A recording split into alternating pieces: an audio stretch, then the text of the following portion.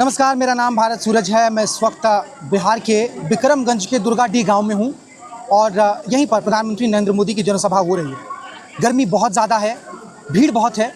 जितनी भयंकर गर्मी है उतनी ही भयंकर भीड़ भी है, जितनी भयंकर धूप है उतनी ही ज़्यादा धूल भी उड़ रही है, क्योंकि अभी तक लोग आ ही रहे हैं। आज जब प्रधानमंत्री नरेंद्र मोदी मंच से बिक्रमगंज में इकट्ठा हुए 5 लाख से ज़्यादा बिहारियों को देखेंगे तो उनका मन गदगद तो ज़रूर होगा। ये 5 लाख की भीड़ इस बात की गवाह है कि बिहार प्रधानमंत्री नरेंद्र मोदी को कितना मानता है, क्योंकि अगर नहीं मानता होता तो जो कह दें आप नेता के कहने पर या फिर पैसों के लालच में या फिर कोई भी कारण हो, इतनी भयंकर गर्मी में 5 लाख बिहारी किसी नेता को सुनने नहीं आते। लेकिन आज आए हैं। अगर आज प्रधानमंत्री आए हैं तो मुझे लगता है उनसे कुछ सवाल भी पूछे जाने चाहिए। ये सवाल सियासी नहीं है, ये सवाल बहुत स्वाभाविक है। सवाल शुरू कहाँ से करें, तो मेरे पास ये अखबार का एक पन्ना है। मेरे हाथ में एक अखबार का पन्ना है, ये देखिए। ये आज के हिंदुस्तान अखबार में ये पन्ना आया है। इसमें उन तमाम चीज़ों का जिक्र है, विवरण है, जिन कार्य योजनाओं की, जिन विकास कार्यों की आज प्रधानमंत्री नरेंद्र मोदी बिहार के बिक्रमगंज से शिलान्यास करने वाले हैं और उद्घाटन भी करने वाले हैं। मुझे लगता है कि इस पन्ने को बहुत गौर से पढ़ने की और समझने की ज़रूरत है। 48,500 करोड़ रुपए की जो विकास राशि आज जारी होने वाली है, उसमें शिलान्यास किस किस चीज़ का होना, सुनिए आप।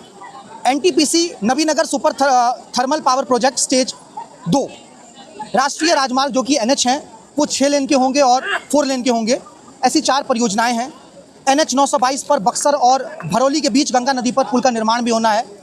हार्डिंग पार्क पटना में 5 टर्मिनल प्लेटफॉर्म के तौर पर उसको विकसित किया जाएगा। इन तमाम परियोजनाओं की आज शिलान्यास करने वाले हैं पीएम मोदी। उद्घाटन किस चीज़ की करेंगे? राष्ट्रीय राजमार्ग कुछ NH हैं जिनको कि 4 लेन किया गया है, ऐसी 2 परियोजनाएं हैं, उनका आज वो उद्घाटन करेंगे। इसके अलावा नवोदय विद्यालय जहानाबाद में 192 बिस्तरों वाले छात्रावास और स्टाफ क्वार्टर का भी उद्घाटन आज वो करने वाले हैं। साथ ही साथ सासाराम अनुग्रह नारायण रोड के बीच स्वचालित सिग्नलिंग और सोननगर मोहम्मदगंज के बीच तीसरी रेल लाइन जो है, ये राष्ट्र को समर्पण, यानी कि इसका भी आज जो है वो उद्घाटन कर देंगे, हरी झंडी दिखा देंगे। अब इस पन्ने में लिखा हुआ है कि इस परियोजना से लाभ ये है कि बिहार वासियों को, कृषि उद्योगों को निर्बाध बिजली मिलेगी।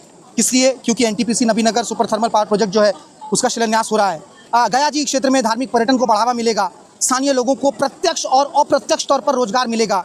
प्रतिभाशाली छात्रों के लिए बेहतर शैक्षणिक सुविधाएं होंगी, क्योंकि 192 बिस्तरों वाला छात्रावास और स्टाफ क्वार्टर जो है उसका आज उद्घाटन करने वाले हैं। लेकिन आप बताइए, 48,500 करोड़ रुपए के जो विकास कार्यों की आज गंगा यहाँ से बहने वाली है, इस गंगा में 48 लाख भी रोजगार हैं क्या?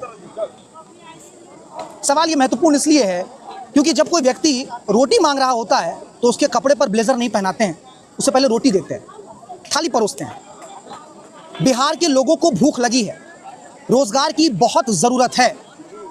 शिक्षा, स्वास्थ्य के बिना, रोजगार के बिना बिहार का विकास होना ठीक वैसा ही है जैसे कि सूखी नहर में आप नाव उतार दे और कहे चलो नाव चलाते हैं।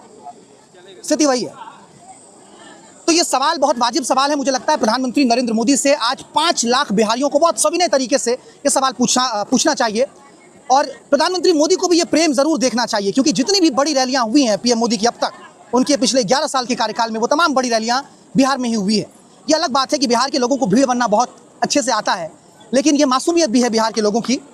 बहुत ज़रूरी है कि इन तमाम सवालों के जवाबों को टटोला जाए। और मैं आज बिक्रमगंज इसीलिए आया था कि इस सवाल को उसी जगह से पूछ सकूं जिस जगह से 48,500 करोड़ रुपए के विकास कार्यों की सौगात पीएम मोदी बिहार की जनता को देने वाले हैं, क्योंकि यहाँ पर 5 लाख लोगों की मौजूदगी है।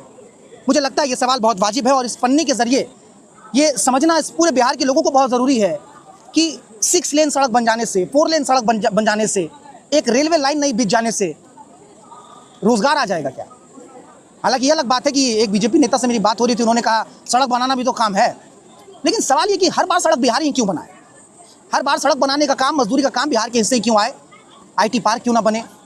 तो ये तमाम सवाल हैं, ये तमाम चीज़ें हैं जिसके आसपास आने वाले समय में सियासत भी उभरती दिखाई दे रही है। लेकिन फिलहाल जो है ये सवाल बिक्रमगंज से पूछे जाने बहुत ज़रूरी थे। मैं बहुत थक गया हूँ, गर्मी बहुत ज़्यादा है, तो मैं मंच तक जा नहीं सकता था, तो जहाँ बैठा था वहीं चौपाल लगा दी और आपसे ये तमाम बातें मैंने कर ली हैं। अगर आपको भी लगता है कि ये बातें सही है, ज़रूरी है, तो ये सवाल आप भी पूछिए कि बिहार के हिस्से 48,500 करोड़ रुपए में कितनी नौकरियाँ आएंगी, कितने रोजगार आएंगे और कितने लोगों की थालियों में रोटियां आएंगी। नमस्कार।